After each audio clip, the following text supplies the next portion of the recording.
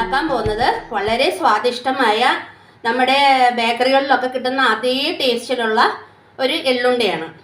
ഇതിലേക്ക് നമ്മൾ 250 ഗ്രാം എള്ളാണ് എടുത്തിരിക്കുന്നത്. കറുത്ത എള്ളാണ് കേട്ടോ എടുത്തിരിക്കുന്നത്. അപ്പോൾ ഇത് നമ്മൾ നന്നായിട്ട് ഇതുപോലെയുള്ള ഒരു അരിപ്പയിലിട്ട് ഒരു 3-4 പ്രാവശ്യം കഴുകിയിട്ട് വെള്ളം വാലാൻ വേണ്ടി ഒരു അരമണിക്കൂറായിട്ട് ഞാനിവിടെ വെള്ളം വാലാൻ വേണ്ടി വെച്ചിരിക്കുകയാണ്. അപ്പോൾ ഇതിലേക്ക് നമ്മൾ ഒരു 100 ഗ്രാം ശർക്കരയും കൂടി എടുത്തിട്ടുണ്ട്. അപ്പം നമ്മൾ കാരണം എന്ന് വെച്ചാൽ 1/4 കിലോയാണ് നമ്മൾ എള്ളെടുത്തിരിക്കുന്നത്. അപ്പോൾ അതിനൊരു 100 ഗ്രാം ശർക്കര മതി. അപ്പോൾ നമ്മളൊരു ചീനച്ചട്ടി അടുപ്പത്തിലോട്ട് വെച്ചിട്ടുണ്ട്. അതിൽ വെള്ളമൊക്കെ ഒന്ന് പറ്റട്ടെ കേട്ടോ, ഒന്ന് ചൂടായി കിട്ടട്ടെ. അപ്പം നമ്മുടെ ചട്ടിയൊക്കെ നന്നായിട്ട് ചൂടായിട്ട് വന്നിട്ടുണ്ട്. അതിലേക്ക് നമുക്ക് എള്ളിട്ട് കൊടുക്കാം.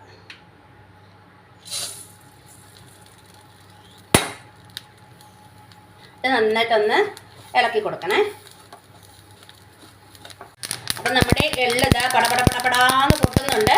ഇതാണ് കേട്ടോ അതിൻ്റെ ഒരു പരുവം. ഈ പരുവത്തിൽ നമുക്ക് വാങ്ങി വേറൊരു പ്ലേറ്റിലോട്ട് പരന്ന പ്ലേറ്റിലോട്ട് വെക്കണേ.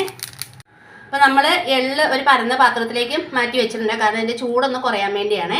നമ്മൾ എള്ള് വറുത്ത ചട്ടി തന്നെ നമുക്ക് അടുപ്പത്തോട്ട് വെച്ചിട്ട് നമുക്ക് ഈ ശർക്കരയും കൂടി ഇട്ടിട്ട് ഒന്ന് ശർക്കര പാനിയാക്കാവേ. അതിലേക്ക് ശകലം വെള്ളം, കുറച്ച് വെള്ളം ഒഴിച്ചാൽ മതി കേട്ടോ.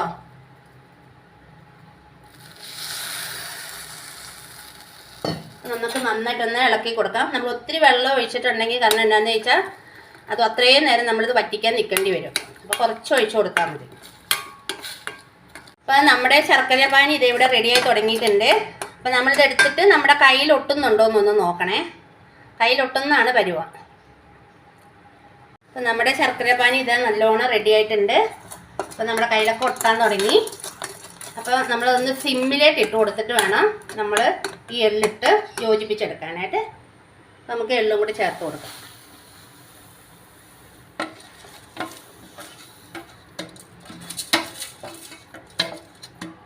നമുക്കത് നന്നായിട്ട് യോജിപ്പിക്കാം.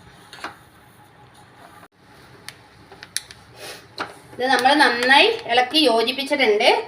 ഇനി ഇത് നമ്മളെ കയ്യിൽ എണ്ണയോ അല്ലെങ്കിൽ നെയ്യോ ഒക്കെ തടവിയിട്ട് വേണം ഉണ്ട പിടിക്കാനായിട്ട്. ഞാൻ കുറച്ച് പ്ലേറ്റിലെടുത്ത് വെച്ചിട്ടുണ്ട്. അപ്പോൾ എൻ്റെ കയ്യിൽ എണ്ണയൊക്കെ തേച്ചിരിക്കുകയാണ്.